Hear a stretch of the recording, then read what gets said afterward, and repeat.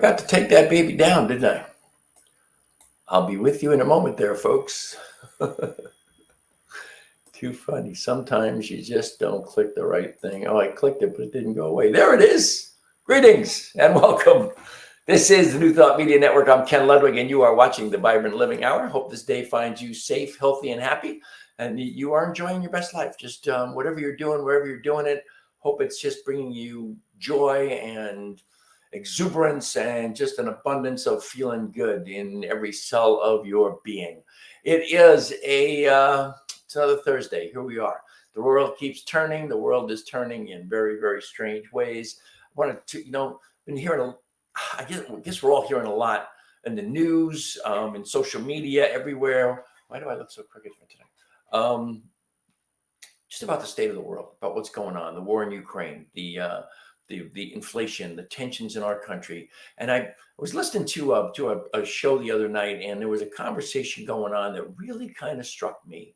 And I guess it's not the first time this has occurred to me. It's been on my mind before, but just really kind of resonated when I heard this conversation the other night. And the bottom line is really, the question is, have we crossed a line? Have we gotten to a point in this country, maybe even in the world, where we are no longer capable of talking to each other, of communicating with one another? Hey there, everybody. I can see you're out there. I get numbers that show me that people are watching, but if you have a moment, just say hi or ask a question or drop a comment on something you'd like to hear me talk about, whatever. Just let me know you're out there, because I love to know that you're present, and I love for the show to be interactive. But anyway, there's all of these things, the vicissitudes of life, I like to call them, all the circumstances, all the crazy that's going on in the world. And the conversation is, have we reached a point where we are so divided, that we have been so divided by forces maybe beyond our control, or maybe forces that we invite into our lives by what we listen to, what we read, who we pay attention to, who we hang out with?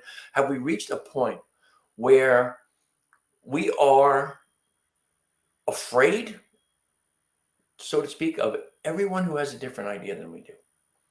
That we are so set in our ways, we are so set in our tribe, that we refuse to accept the opinion of anyone outside of those who agree with our tribe? Have we reached a point where we can't discuss anything? Have we reached a point where there's literally animosity, even hate, over differences of opinion? Because we certainly are at a point in the history of this country, in the history of the United States, where we are more divided than we have ever been at any time, and historians, pundits, whoever tell you, at any time since the Civil War. The difference is really very, very clear, though. We've got people in this country talking about Civil War. We've got people in this country saying Civil War is coming, but it's not, and it can't. And the reason is actually very simple. Because we're in this together. Because we're in this side by side. Your opinion, my opinion, polar opposites, disagreement, argument, enmity, whatever, but we're next door neighbors. This is not the North and the South. This is not everyone above the Mason-Dixon line doesn't like slavery. Everyone below the Mason-Dixon line is for slavery, and we're going to fight over that. That's not what's happening here. This is neighbors. This is families. This is everybody in the community together with differing opinions, and now facing a situation where we can't even talk to one another. I find that disheartening. I find it more than just a little bit scary, but I also revisit this thing I just said, that there won't be a civil war unless the civil war will be you shooting out your windows at me because I'm your next door neighbor and I don't agree with you. We're not divided by states. We're not divided by, we talk about red states, blue states, but you know what? Every state is red and blue. Every state. The reddest states have chunks of blue. The bluest states have chunks of red. We definitely have differing opinions all in the same communities. Whether that is state or town or county or local or your neighborhood, we all are floating around in this same stew of these differing opinions, of this animosity towards one another. And it's, and I don't ever blame the media for causing this, but the media without a question has a role to play. And the media's role is really simple. And you have to understand this when I say this. This is not a condemnation of you or the media, but you are getting exactly the media that you want. Especially since few of us watch the news anymore.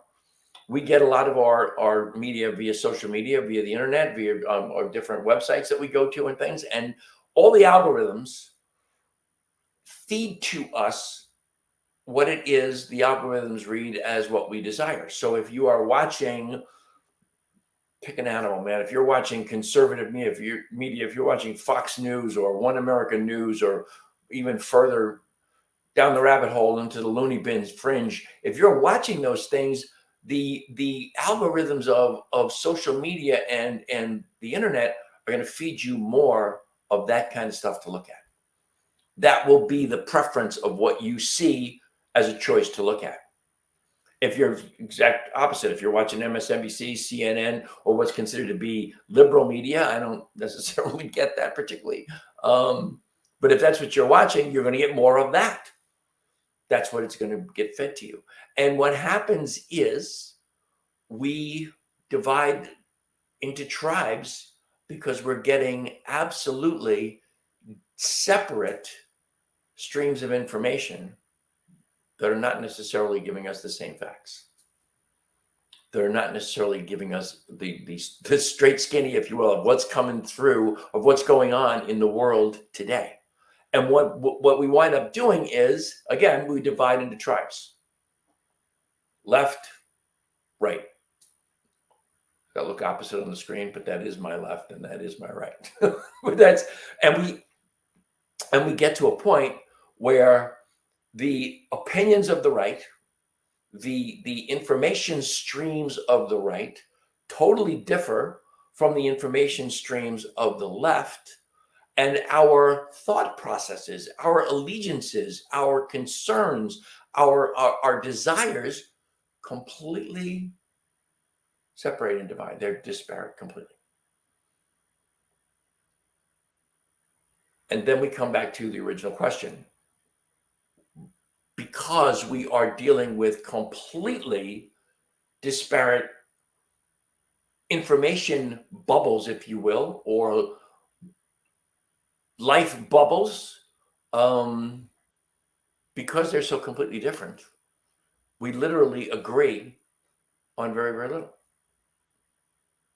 We may all agree that there's inflation, but depending on where you get your information, from the right or from the left, who's causing that inflation, what's causing that inflation, the reasons for that inflation are different.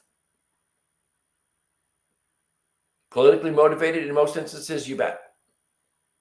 Ideologically motivated in a lot of instances, no question. But what it leads to is you and I now, we disagree. That's wonderful. I've disagreed with lots of people in my life. We've had conversations, we've had arguments. It's probably when I was younger, there's probably even a few fights over things we disagreed about. But we've come to a point now where we can't even identify the facts that we disagree because we can't talk to one another anymore. My friend Barry Ebert wrote a song called What We're Thinking About, which used to be the theme song of my old radio show back in 2008 to 2013. But there's a line in it: we're bunkered into high-walled camps, left and right, it seems, and there ain't nobody talking when everybody screams. And that's what's going on. Lots of noise. It's very loud from the left and from the right. It's very, very, very loud. And what happens is the noise in our head gets louder and louder and louder, and our opinions get louder and louder, more entrenched, and we get to this state where we cannot in any way, shape, or form accept anyone else's opinion, anyone else's idea. We are so entrenched in the thought process that what I believe here on the left, which obviously is where I am, what I believe here is so right, and what you believe on the right is so wrong and so scary, that I can't even for a second think that I'm going to have any kind of a conversation or acceptance of who you are, what you're thinking. My tribalism takes over. And I am absolutely 100% stuck in my tribe. And then we have people, and it's, there's so many examples of people in this world who are trying to divide us. Politicians are the guiltiest ones of all. They're the ones that spout nonstop that my way is the only way and my opponent's way is so scary that if you even contemplate that, you're out of your mind. It can't be done. They're going to destroy the country. They're going to destroy your life. On and on and on and on and on. And then, of course, depending on where you get your media, from the left or the right, you're going to get fed that particular person's opinion because they're on the left or the right. Politicians are really guilty of it. World leaders are really guilty of it. Vladimir Putin is a prime example. Vladimir Putin's entire country, his intelligence community is focused very strongly on, we just revealed that there was over $300 million spent in the last 10 years, I think, or maybe even less than that, on influencing to the negative democratic governments and their voting processes. That's a focused intention to disrupt it so that we don't trust one another. It's working because we're not trusting one another. I'm guilty, and I'm as guilty as anybody, man. I'm a progressive. I don't trust an enormous percentage of the people on the right. I live in a state. I'm moving to a part of the state. I live in a state that's very purpling. It's in North Carolina. It's reddish and bluish, depending on where you're at. I'm moving to a part of the state that is 3/4 red. Interesting. Because I will either have no friends or I will keep my political opinions, if you will, to myself. I will have conversations. I will learn to have conversations where there is no argument, where there is no battleground, if you will. Learn to disagree without being disagreeable. We have all become very, very, very disagreeable. It's time to learn to disagree without being disagreeable. That's not so easy to do. That's not so easy to do at all. Because of where we've come, where we are. We are so tribal. In parts of the world, less developed parts of the world, tribes are how countries are divided. Literally, this section belongs to this tribe, and this section belongs to that tribe, and this section belongs to another tribe, and that's how they divide it up. Almost as we have had states from our past, and the states that then participated in the tribal conflict that was the Civil War. Excuse me. Those tribes rule the country. They rule the area. They battle for control. We do that on a less physical level. We do it on a more of a, quotes, intellectual level, but we still do it.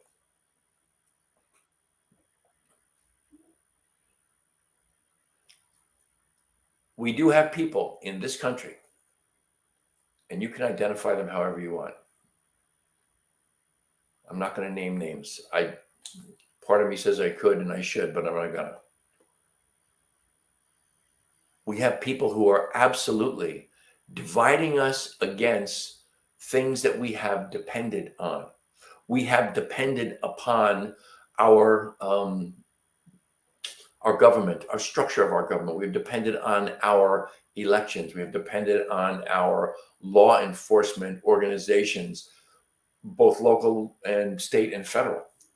We have depended on them to be something that we can always feel comfortable is there to protect us, to help us, to do for us. That has all changed. There are people in our society who have moved in the direction of making us feel insecure around the efficacy or the sincerity or even the legitimacy of those institutions and organizations. We have a mechanism in this country from the get-go on how to correct any of those ills that we see as a people, and it's called voting. We now have people in our government who, or in our politics, I should say, some are in the government, a lot of them are just in the political realm, but we have lots of these people who are now trying to destroy our faith in our electoral process, in our ability to vote, and trying to keep certain peoples from voting. We're moving into a time where there is one group that is a minority group, and I don't mean minority by race, I mean minority by affiliation, by ideology. That group is plotting very actively and unfortunately somewhat successfully, plotting to rule as the minority over everybody else. People with an opposite ideology and people in the middle that lean one way or the other. This ideology, and notice I'm on the wrong side, I'm on the left here, this ideology on the far right, they're trying to set things up so that they will be in charge and the rest of us will be at their mercy.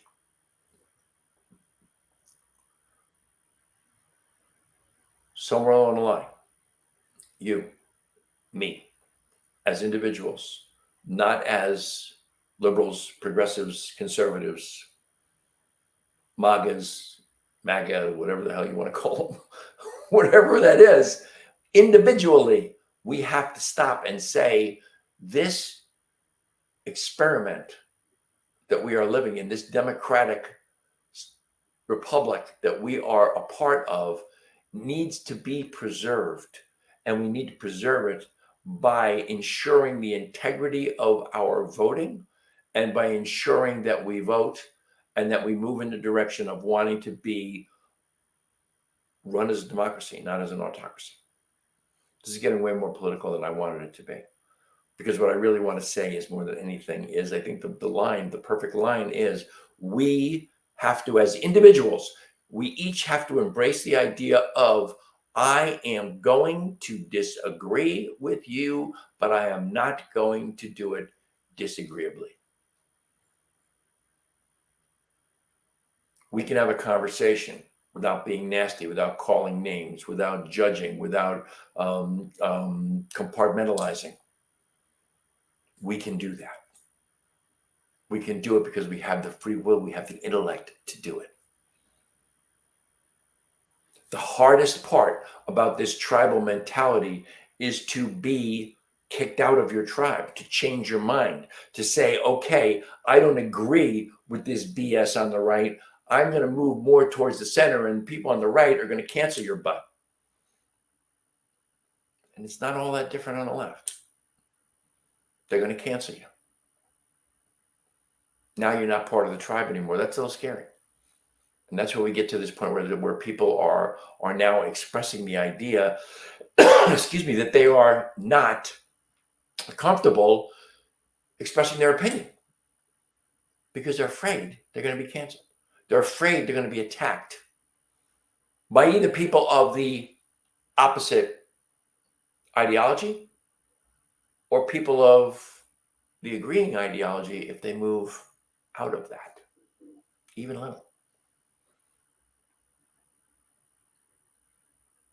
We have people who have, over the course of the last 2 years, have gone from way out here in the lunatic fringe, have moved into more of a centrist idea process where they are saying, oh, you know what? I get it.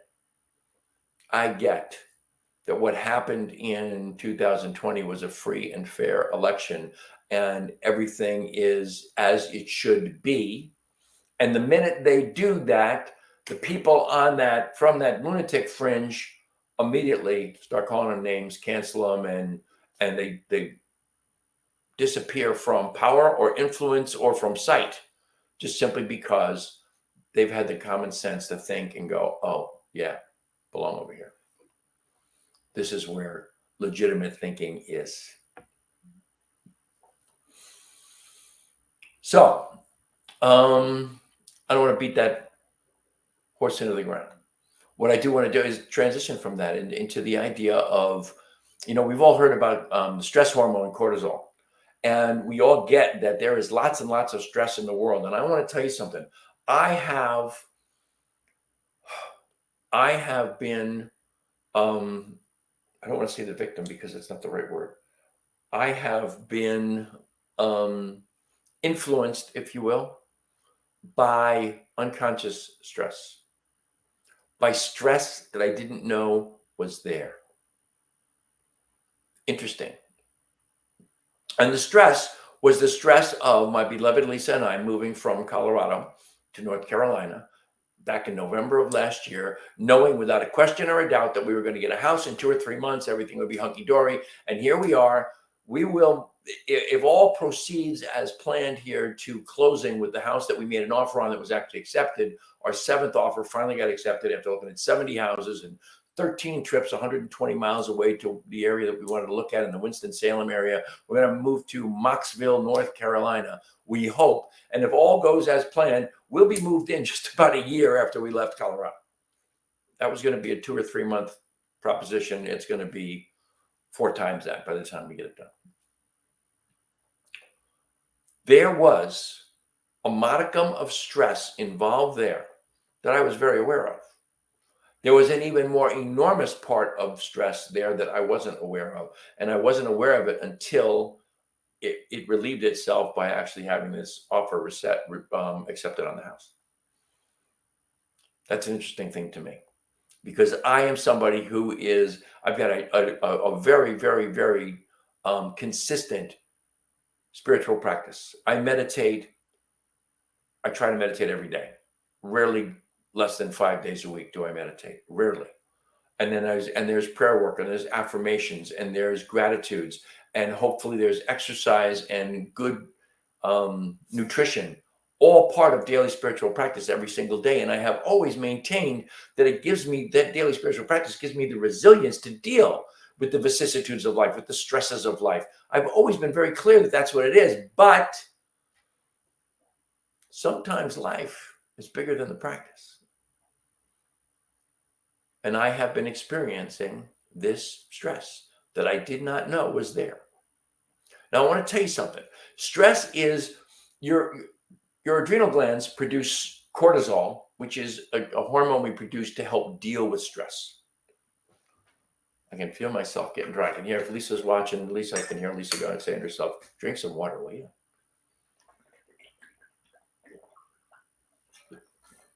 Cortisol is a very important hormone to maintain homeostasis. Cortisol, let me look at some notes here. Cortisol has to do with blood pressure, with memory, with metabolism, with it helps to regulate your blood sugar and how much water you have in your body.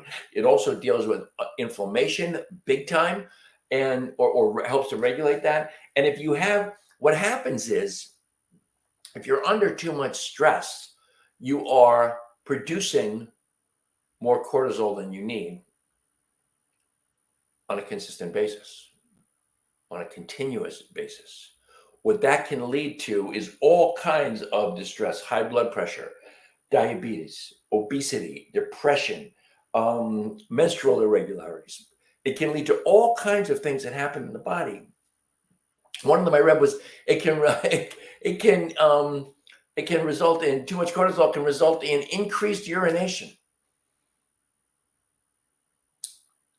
I have been pretty clear in the fact that I'm a man of 71 years old. Sometimes older men get up a little more often in the middle of the night to pee than they'd like to, and that's all well and good. But the flip side of that is, I also feel like I'm kind of peeing all day long. I am really clear that that particular physical symptom is diminished ever since the offer was accepted on our house. I am clear that when I'm stressed, It's really ridiculous. I'm peeing out the stress or something. I know without a doubt that there are a gazillion studies that say meditation is hugely important in dealing with stress, in dealing with the overproduction of cortisol, and just, those of you who know me or who have watched my show for any amount of time know that I have been meditating since 1978. I learned transcendental meditation in 1978. I'm coming up on whatever the hell that is, 50 years of meditation. I'm, 45 years almost of meditation. Not consistently for many years, but once I got sober in 1988, it's been my daily spiritual practice ever since then. And I'm clear it works. But I'm also clear that it's got to be a focused intention on life, loving life, making life feel good, making the choices to enjoy life and to know that out of every single circumstance and situation, nothing but good can come from that. And knowing that, and then having the affirmations that I'll tell you, if you want to learn affirmations that work, if you want to learn affirmations that you can use, that anybody can use, just go to YouTube and look up Louise Hay. And Louise Hay has a bazillion little snippets, 12 minutes, 11 minutes, 19 minutes long, that are chock full of great affirmations. But you need to have affirmations or something else that you can use during the course of the day when things don't look as rosy as they did when your meditation ended in the morning, so that you can bring yourself back into a state of feeling whole, perfect, and complete, if you will.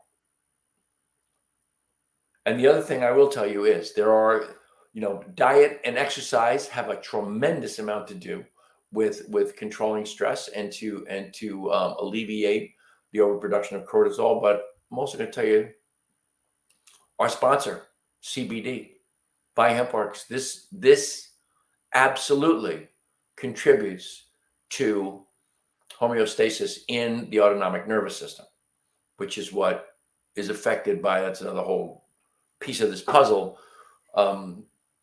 You produce cortisol. Your adrenals are stimulated to produce cortisol when you go into that part of your autonomic nervous system that is known as the sympathetic nervous system, which means you're going into fight or flight.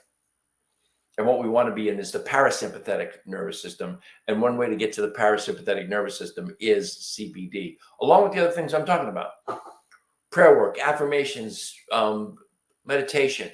Those things all help you to get to the homeostasis that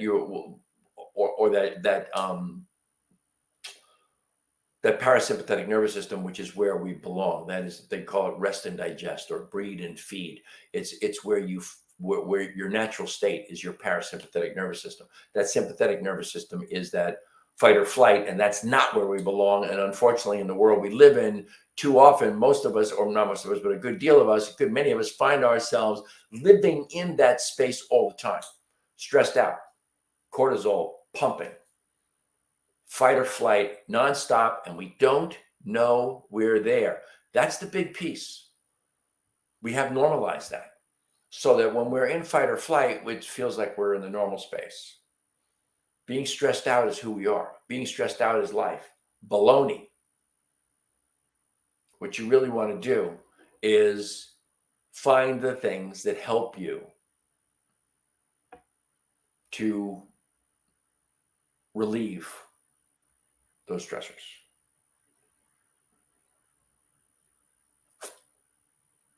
Those are my thoughts for today.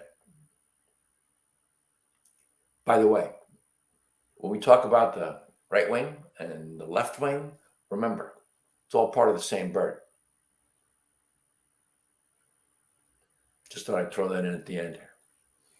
Please know, always know and understand that the New Thought Media Network is a nonprofit organization. We thrive on your donations. Please, when you get a chance, go to newthoughtmedia.org. That's ntmedia.org. Click on donate, and we will be absolutely thrilled beyond belief with whatever you decide you want to give to us. As I said earlier, know that the sponsor of our show is hempworks.com/Ken Ludwig. Best CBD, hemp and CBD infused products anywhere on the planet. The most extensive line you'll find anywhere. The CBD itself comes in both full spectrum, which has that little itty bitty amount of THC in it that makes it legal across the country, or broad spectrum, which has none. We get 7 different flavors, 3 different concentrations. You're not going to find a better line of CBD. Absolutely third-party verified, and we can track every drop of that CBD from seed to bottle to oil. So know that. That's the sponsor of the show. You can find me on my Facebook page, with my branded Facebook page with my beloved Lisa, vibrantaging.com. Vibrant Aging on Facebook. What am I talking about? .com. You can text me at Team Rocket or email me, teamrocket@gmail.com. If there's anything I can do to help you in any way, shape, or form around your spiritual practice, around wanting to know more about CBD, around anything that in this world that really, really, really resonates with you from a spiritual perspective, my purpose here is to be a beneficial presence, mentally, emotionally, spiritually, and physically, for myself, for the planet, and for each and every individual who touches base with me, that wants to know more, that wants to have a relationship with me on that level. I'm here, and I'm grateful as always for the great gift of your time and your attention. It means so much to me that you're just here, that you watch the show. It's so very, very important. I wish you all the love and all the blessings the universe has to offer. I hope you will join me next Thursday and every Thursday for another episode of the Vibrant Living Hour. But until then, namaste.